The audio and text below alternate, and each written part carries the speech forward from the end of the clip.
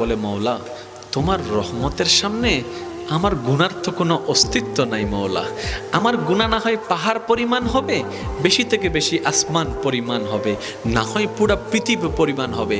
তোমার রহমত তো অগণিত, তোমার রহমত তো অসীম, তোমার রহমত তো আনলিমিটেড। এবার রব্বে করিম বলে তাহলে ঘাবড়াস কেন, তাহলে মন ছোট করস কেন? আরে গুনাহ করেছো তো করেছো, কি হয়েছে? একবার তো তওবার মাধ্যমে আমি রবের দরবারে ফিরে আই।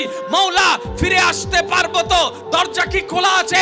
রব্বে করিম বলে মরণের আগ পর্যন্ত, কিয়ামতের আগ পর্যন্ত, সূর্য পশ্চিম আকাশে ওঠার আগ পর্যন্ত দরজা খোলা আছে, দরজা খোলা আছে, দরজা খোলা আছে।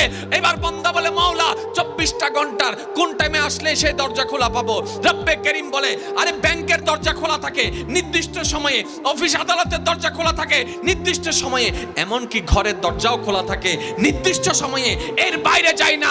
কিন্তু তোর রবের দরবার এমন একটা দরবার 24টা ঘন্টার যেই কোনো মুহূর্তে তুই আসবি, তোর রবের দরবার তোর জন্য খোলা থাকবে। সুবহানাল্লাহ, আল্লাহু আকবার।